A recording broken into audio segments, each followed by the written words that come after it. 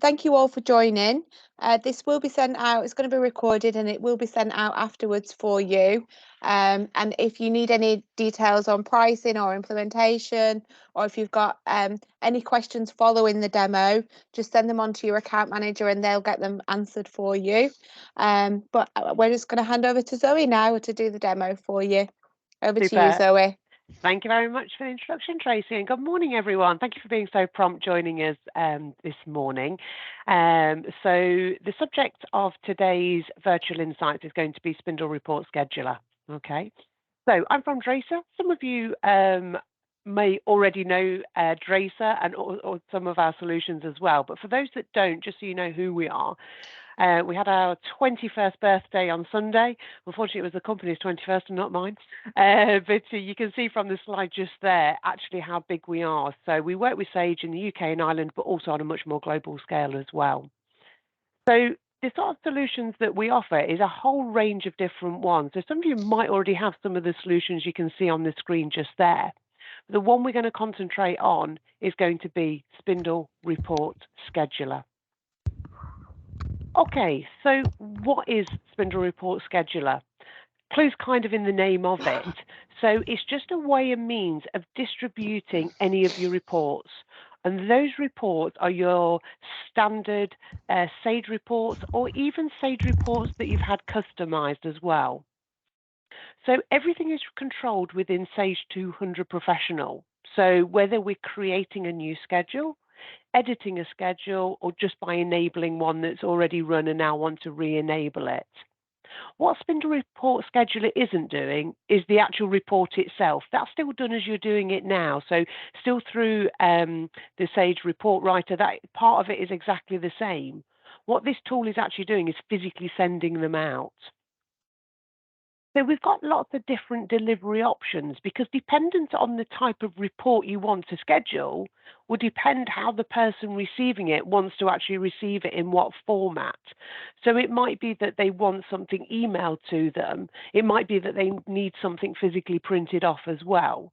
And it might be if you're scheduling it, you also want it spooled as well. So you also have it almost archived, if you like, as well.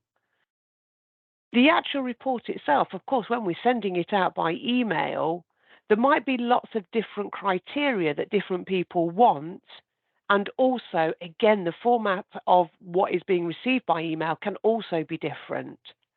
So let's take an example. If I had a sales team, it might be that Tracy wants it in one format and only wants her own information within that sales report, whereas Chris might want just his detail and in another type of report as well, but they both might want each other's information in another one. So, you know, I could have 3 different schedules there to actually send it out to 2 different people in all different ways. And these are the sorts of things that people within your organization have probably asked for before, but you've said the answer is no, because actually to try and do that on a weekly, monthly, bi-weekly basis is just too much for anyone to do. To remember that this report needs to go to this person in this format, this one to this one needs this criteria, etc., etc. And that's really the whole reason behind Spindle Report Scheduler. It's most definitely the type of tool that people don't know the need until they've got it. Because, of course, once you've got it, it's then so easy to use that, you know, you can then, across all departments, you can then utilize this. But also, what about your customers? Are they asking for any information on a daily, monthly basis? If so, great, we can now send out an automated report to them as well. Every time a report is run, it's going to be live data at that moment in time that the report is run as well. So what I'm going to do now, I'm going to actually show you Spindle Report Scheduler and a few different ways of how we can use the report scheduler. So I'm just going to change my screen. Okay, so I'm just opened up Sage 200 Professional, and what you'll see on the menu here, I have something called Draycir Spindle Report Scheduler. When I open it out, there's only one selection that I can choose there, which is to schedule the reports. As soon as I've clicked into there, you can see this screen has changed, and also what you'll be able to see is any of your custom reports. You'll be able to see those listed here, and also the standard reports as well. Now we can schedule any report we want to. So all I would do is just expand out, find whichever report it is that I want. You'll all have different requirements here of potentially what it is that you want to report on. The next stages are exactly the same for all of them, apart from, of course, and you'll recognize this is a standard Sage screen, the actual criteria values, which will differ report to report depending on the information within that report. So, going back to my example of Chris and Tracy wanting a report just with their own information in it, of course, that's where I can then sort of select from the account manager in this particular report here to say, well, actually, for this schedule, I only want it to contain detail for this particular person. And so in which case I can tick it from here. So now I'm scheduling a report based on the criteria I've previously set. So I'm going to go through a few different examples with you on this. So it will also show me the criteria that I've selected from the previous screen. But at the top, this is what we're interested to look at. So this is how I can actually schedule this report. Now, there's two different options on my schedule type, a one-time and a reoccurring. I'm going to do both, but I'm going to start with the one-time report. Now, it might have been if I, let's say, was off on holiday next week and someone said to me, can you send me a report Wednesday next week before I go into a meeting at 9 o'clock? Now, I'm not here next week because I'd be away on holiday. Yep, no problem at all. I can schedule it just to run once only. What information do you want on the report? They've already given me that information, so I've already filled up the criteria here. How do you want to receive it? So we already know, let's fill this in, next Wednesday. We know that the meeting's at 9 o'clock, so let's say I'm going to send that through at 8:30 in the morning. Once it's received by email, and now we can choose the output type. So if I was doing this report from Sage, you'd have these exact same output types as well. So which one did they particularly want? CSV, data to Excel, delimited, Excel, PDF, whichever one it is. I'm going to go for CSV. Next thing I do is put in the email address. So let's say this is going to be Jim, and I'll put in the email address. So for this particular report, I can actually change the value for the analysis period. So by right-clicking, I can go to preset dates, because what Jim has asked for here is the results for this report to be this calendar year, for example, this month, last month, etc. So I can click on any one of those. So when this report goes out next Wednesday, the report is going to contain information for this month to this date. Press save. That's done. I can now see that that report has been scheduled. So I can go off on holiday knowing Jim's going to receive his report next Wednesday at 8:30 in the morning. That's as easy as that. So when the email goes through, the email will have an attachment on it. Remember the format, the output type that he wanted. So let's have a look at another type of schedule. We don't have to fill out anything here in the criteria values. Obviously, it's just dependent on, what information is required there. But this time, let's have a look at the, really the reason why most people will have this particular one, because they need reoccurring reports being sent on a regular basis. So now, what sort of frequency could we send a report? And there's three options. You may want it daily, weekly, or monthly. Now I'm going to go for weekly here. And basically what I want is a report sending every Monday, Wednesday, and Friday. Nice and easy. Now, during Monday, Wednesday, and Friday, when do I want this report actually sent? I only want it once, and I want it sent 8 o'clock in the morning. When do I want this to start from? So I want it to start from tomorrow. I either don't want an end date, or maybe I want to run this to my end of year, which is going to be the 31st of the 3rd. Again, distribution method. I'm going to go email and spool. So what it's going to do, it's going to email out the email addresses I'm about to put in, but also it'll put it on my spooler as well. So this time I'll say delimited, and this time what we're going to do is show you how we can send this to multiple email addresses. So I put in the first one, go to the next one, and so on and so forth. So I could put in as many as I want to here. It just depends on people that actually want to receive it. So in this instance here, they all want to receive this report. It's going to be exactly the same output type. Now, what would I do if Tracy, for example, wants this particular report in PDF?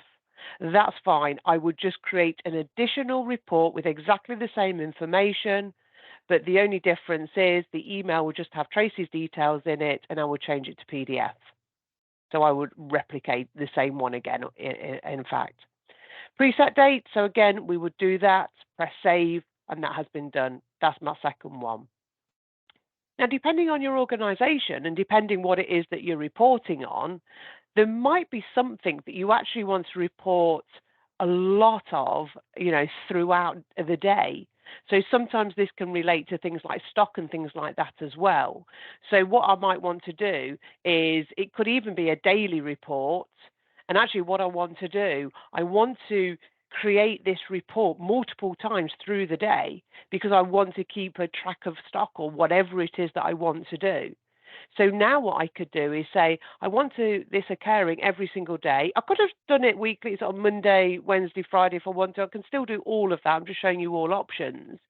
So now I might say, actually, every 2 hours from 7 o'clock in the morning until I was going to say 8 o'clock, until 6 o'clock in the evening, I want this report to be sent out. So now, can you imagine, someone keep running this report manually every 2 hours just to find some information? It's just impossible. But now this schedule could actually do this for me as well. And a lot of the time, sometimes when we sort of look at warehouses and things like that, sometimes they want a physical printer because people don't have email and things like that. So we've got that printer option. Take up a lot of paper, but that could be a requirement, or it could be that actually, yes, we are sending out an email. If I put an email incorrect, it will highlight it in yellow to say this does not look like an email address.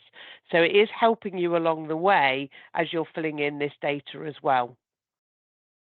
Okay, so that can be another example of something going through. Let's just give it an end date as well. Okay. Other reports, really common, is a monthly report. So, yep, we can do monthly reports as well. So let's have a look how a monthly report would work. So on here, I can select monthly, and then we can say it occurs on first, second, third, fourth, last. I'm going to go for second, Monday, Tuesday, etc. So therefore now, it might be that I always know in this instance, there's always a sales meeting the second Tuesday of every month. That sales meeting is usually held at 10 o'clock in the morning. So at 9:30, I want this report to be pulled off. And it might be you've got multiple reports before this sales meeting as well. So everyone's got the data in front of them. So whilst I'm in my sales meeting, everyone's going to have the up-to-date information of everything that's happening within their accounts or whatever it might be. It might be the warehouse team, so they've got up-to-date information about stock or anything like that. And it could be anything. Remember, we're running this off any of your custom or standard reports in Sage. So let me finish this one off by putting in an email address.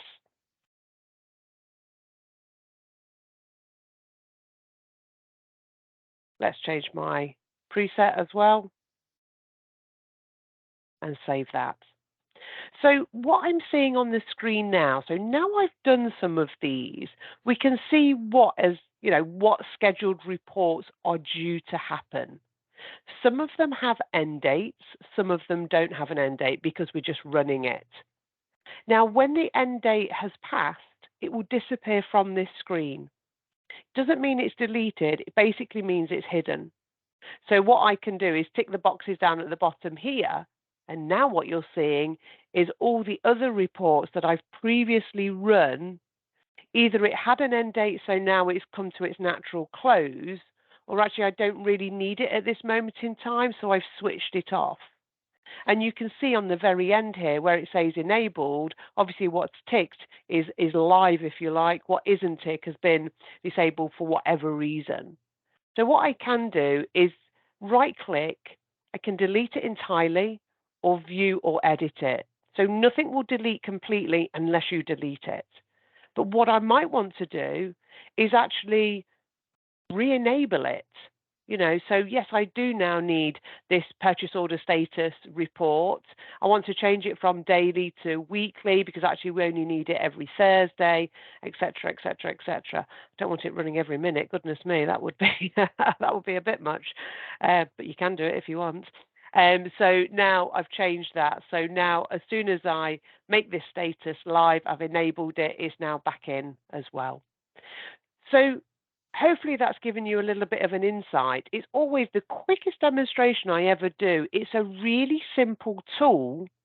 And really, the hard work really is determining, okay, out of all of the reports as a business, as a whole organization, which reports are we running from Sage? And who would benefit from receiving these reports? That's probably your toughest decision to make. Once you know the answer to that, you can then build the individual schedule for the individual people that are receiving it for their individual requirements of their output as well. And then that's it. This will then just run, as we've seen today, either to the natural end or if we haven't got an end date, and you don't need to worry, it's already been done. So it's really easy to think about internally what you need, but I do have a lot of customers that are using this for their own customers as well. They sometimes need to know what their spend is for a certain period or something like that. So it's really good to be used for that as well. Okay, so let me just go back to my slides now. So if you want to know more, the burning question probably on everyone's lip is, how much is it? I've got that information for you. So you can buy it on subscription. It's only £105 a month, that's all it is, and that's unlimited users. However many people you want to use this that are a Sage user, because it's inside Sage, I need to be a Sage user, that's all it will cost, whether you've got 1 user or 20 users. Or you can buy the software outright if you prefer, which basically means you'll pay for the license, and then on an annual basis, you'll pay for the support as well. So 1,654 for the license and 497 for the annual support cost. For either one of those options, whether it's subscription or whether it's going to be a perpetual license, so buying it outright, there's just an implementation and also training for the consultancy. Training is very minimal, as you can see. There isn't a lot to remember to actually build the schedule. It's nice and easy. Now, if you've liked what you've seen today and you want to show this to, you know, a wider audience within your business, then you can organise a one-to-one demonstration with your Innov8 account manager. They'll only be too happy to help you with that. Now, you're probably wondering who installs and also supports the software. They're the people that you know. So the Innov8 implementation and support team are the people that will scope it out for you, install it, train, and also then obviously afterwards support the software. So it's the same Sage 200 consultancy team that you already know as well. So that kind of brings me to an end of the presentation today. So I just want to say thank you so much for listening. But if anyone's got any questions at all, now's your opportunity to ask me anything regarding the software you've seen today. Has anyone got any questions? Or you can also type in the chat as well if you wish. I know everyone's on mute at the moment, so Oh, if you do have a sorry. I You'll think have to just type. unmute yourself if you've got any questions, or you know, just raise your hand. No questions?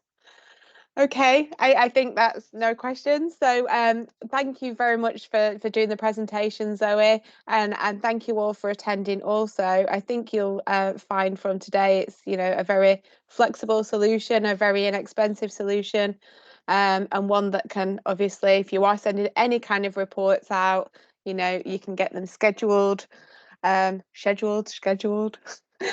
sent out for you. If you do need any further information, contact your Innov8 account manager. They'll be able to put you together pricing and implementation costs, and answer any further questions that you've got following this demo. The demo will be sent out because it's been recorded. So like Zoe said, if you do want a further specific demo for your company, contact us, or you can show them a recording from this demo today. Thanks all for attending.